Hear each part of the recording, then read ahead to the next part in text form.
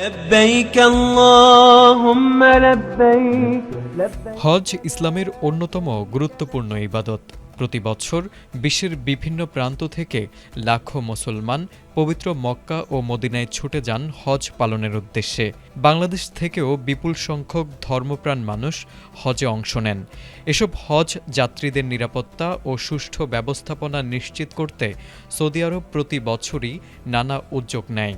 এবার ২০২৭ সালের হজ মৌসুম সামনে রেখে হজ যাত্রীদের আবাসন ব্যবস্থাপনায় নতুন নিয়ম চালু করতে যাচ্ছে দেশটি। সৌদি আরবের পর্যটন মন্ত্রণালয় নতুন বিধিমালা ও আবাসনের শ্রেণীবিন্যাসের মানদণ্ড অনুমোদন করেছে। নতুন নিয়মে হজ যাত্রীদের আবাসনকে ২ শ্রেণীতে ভাগ করা হয়েছে। প্রতিটি শ্রেণীর জন্য নির্ধারণ করা হয়েছে আলাদা মানদণ্ড। আধুনিক জেনারেল হাসপাতাল ও উন্নত প্রযুক্তি এবং অভিজ্ঞ চিকিৎসক দলের নিরলস প্রচেষ্টায় আমরা আছি আপনার পাশে। ডেল্টা হাসপাতাল, মায়ের মতোই যত্নশীল। নিরাপত্তা, পরিচ্ছন্নতা, রক্ষণাবেক্ষণ, অতিথি কক্ষ, সাধারণ ব্যবহার্য স্থান, অভ্যর্থনা কেন্দ্র এবং অতিথি সেবার মান সবকিছুই এবার আরও কঠোরভাবে যাচাই করা হবে।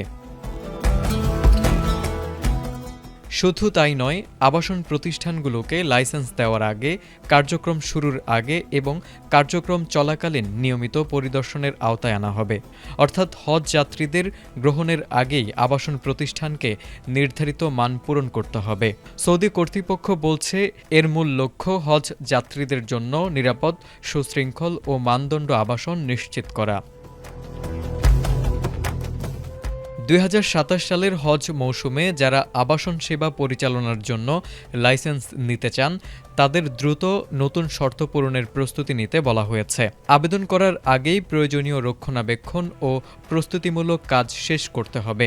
ফলে বাংলাদেশের হজ যাত্রীসহ বিশ্বের বিভিন্ন দেশ থেকে সৌদি আরবে যাওয়া লাখো মানুষের আবাসন ব্যবস্থাপনায় এই নতুন নিয়মের প্রভাব পড়বে বলে জানিয়েছে সৌদি সরকার।